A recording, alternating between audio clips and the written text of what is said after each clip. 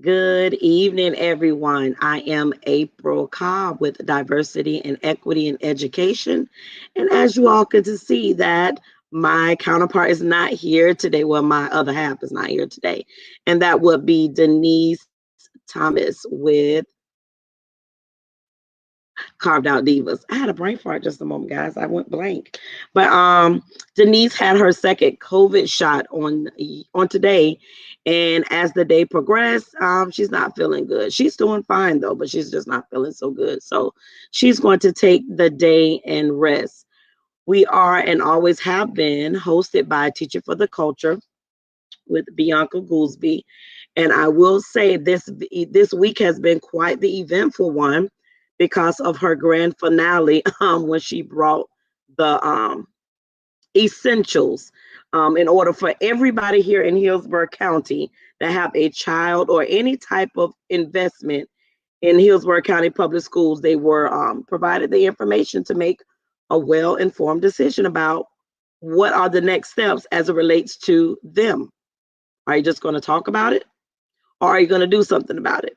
Are you going to ask the necessary questions?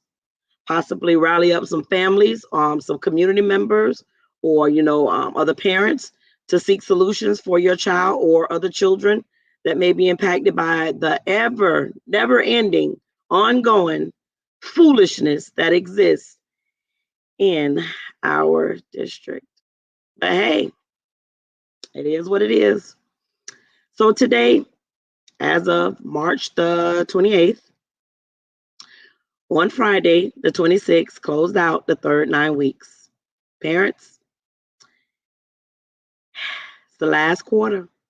You still have time to jump on in, invest some time and energy in your child when it comes to doing the best that they can this final quarter during this pandemic school year.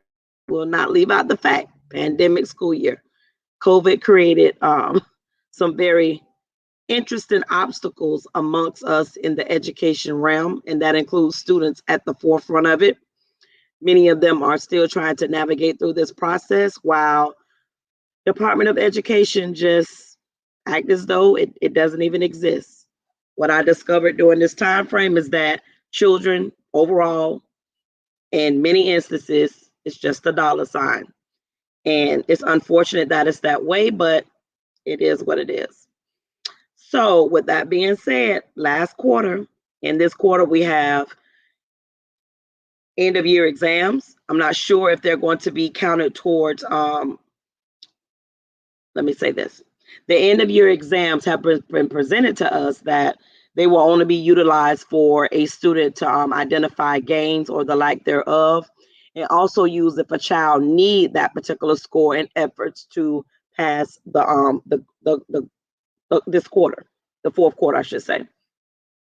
And with that being said, parents, you can establish that. So if your child is in middle or high school, and for middle school, they don't have yes, they do have EOCs for 8th grade. So I'm not talking about 8th grade. I'm talking about 6th and 7th grade.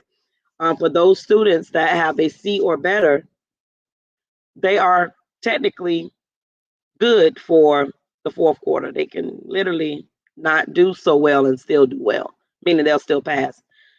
But if they had D's or F's this past quarter, meaning third 9 weeks, and they score a D or F this particular 9 weeks coming up with the fourth quarter, that means that they would need to have that final exam score, calculated in the average in order to make certain that they pass to get their points for the 9 weeks. So just keep that in mind. And if you don't understand what I'm saying, call the counselor. Don't wait till the end of the year to find out, where they start sending those letters saying, due to XYZ, your child did not meet the necessary requirements. Therefore, they are being retained. So don't wait. Find out now. New quarter starts on Monday. So don't wait. And I will also add that this particular quarter is also where we take our FSA. Yes, the students are still required to take the FSA. I know there was conversation from other districts where they were asking their superintendent to send notice or send letter to the Department of Education to include that this test score not be used outside of the sake of identifying it as, identifying if the child exhibit gains or losses this school year. So we're unsure how that's going to work.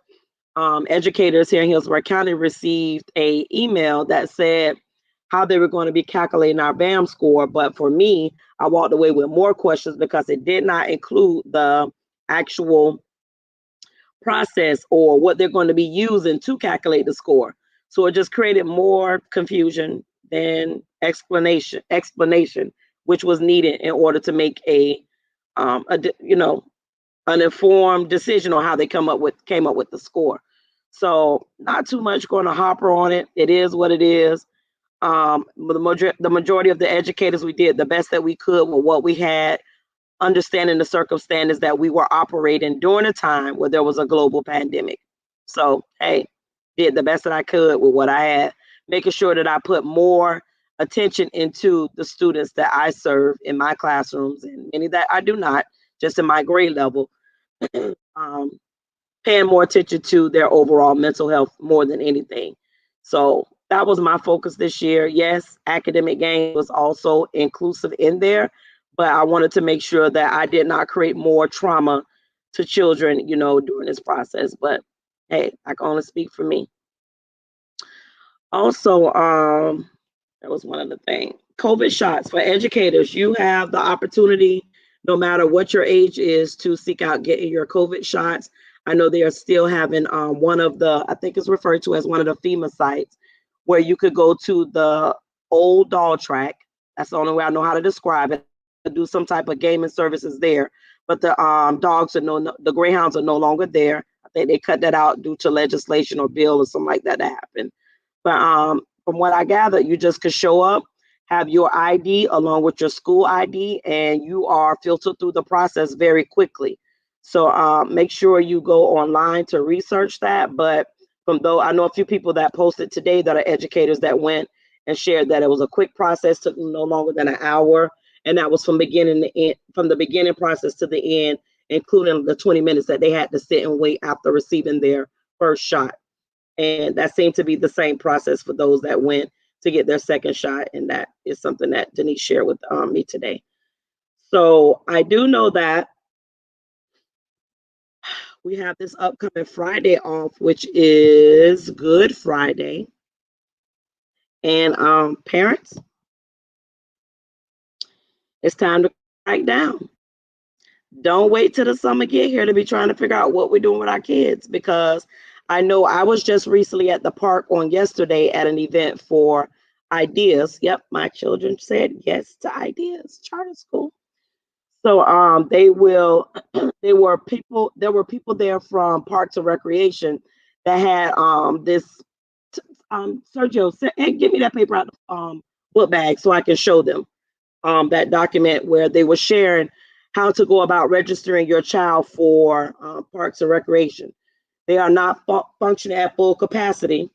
The bags we got from Ideas yesterday. They're not functioning at full capacity. Now, I don't know why they're not, because schools are functioning at full capacity, in my opinion, because there's not one of my classes that's under 20 students. Not one.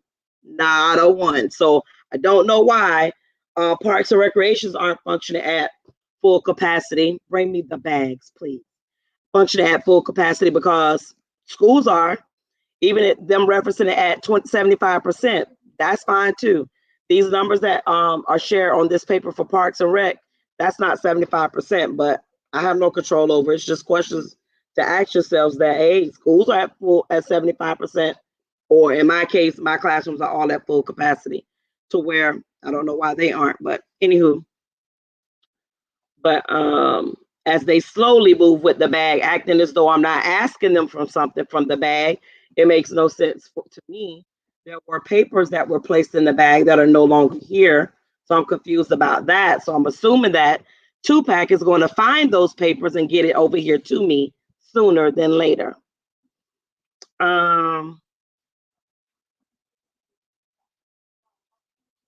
Waiting on you. Keep in mind there are two of them. Two of them. Bring me the papers that has the chart. Yeah. So this is what they do with stuff. Crumble the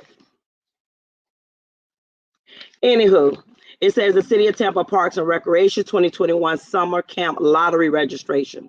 Registration begins at 8 a.m. and ends at midnight the following day. So for Cyrus Green, Henry and Ola, and Kwane Doster, registration is April 11th to 12th, and the lottery is April 13th. For Copeland Park, Grant Park, Wellswood, and Williams Park, registration is April 14th through the 15th, and the lottery is April 16th. And then you have Benito, Kate Jackson, Ray Park, and Temple Crest, and their registration is April 18th through the 19th, and the lottery is the 20th. And you have Friendship, Gwen Miller, and Jackson Heights.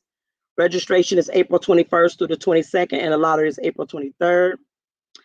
Fair Oaks, Martin Luther King, Oak Park, and Port Tampa. Registration is April 25th through the 26th, with the lottery being April 27th.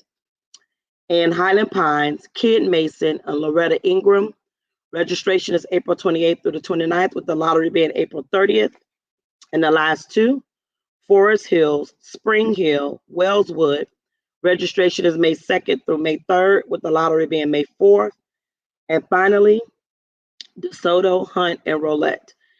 Registration May 5th through the 6th, and the lottery being May 7th. So put those things in your phones for parents know that they're going to need a program for their children during the summer. Now, there are several opportunities for virtual programs for youth during the summer. I know for myself, I have put a program in place, and that is going to be, there's going to be more information coming out on this upcoming Wednesday. So parents, be very proactive in this process because the summer is here. I am unsure if the district is offering any lunch programs during the summer. I'm pretty sure as they get closer to that time, they will share more information. But I do know at the school sites, it created it released a lot of students from the burden of, getting to the line and being told you don't have money, you owe money, and so on and so forth. I do think the culture in the school setting, it created less strain for the child, for many children when it comes to lunch, where everybody go to the line, put their number in, and they're getting a lunch. Everybody go to the line, and they've always been able to get a breakfast, and it's just less chaos. So I do know that I think that if the state could offer that program to our children, for all children year round, that would be phenomenal. I know in some states they do. I don't think Florida has quite reached that ability. And Hillsborough County, I'm unsure how that works with us being in the red so much. But hey, that is not something that I'm willing to even delve in to find out. I gotta keep the blinders on and keep focused. Before I get out of here, I do want to remind everyone that Sunshine Education Coalition is a grassroots organization that is seeking out all individuals that are interested in participating volunteer-wise to be able to bring some awareness to this work, where we are trying to bring awareness around school to prison pipeline. Illuminating and eradicating it is the goal, so that we can reduce the number of our Black and brown children, with an emphasis on the Black boy that's being funneled into the juvenile justice system.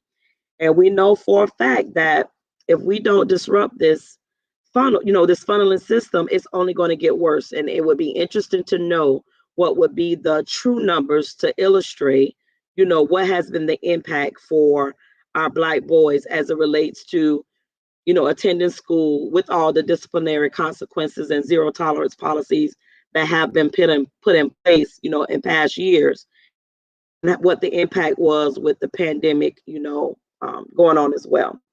So be sure to connect with us online at sunshineeducationcoalition.org. We presented a long series during the month of February, the 28 days of the youth experience. And those videos are there to learn more about the organization, how you can get involved. It's there as well. So that's all I have for you all today. Me and Denise are going to go through and restructure how we present to you all with diversity and equity in education in the near future, because in all honesty, everything that needed to be said and all information that was brought forth during the finale with Teacher for the Culture. I'm gonna say with Bianca with Hillsborough County Public Schools, and also things that are going on in the surrounding sister school districts. It's there. It's there. The question now becomes, let's talk more action. So that's the goal. Now it's time to, identify what action is going to follow up behind all of the facts. You can't get upset with the facts or the receipts.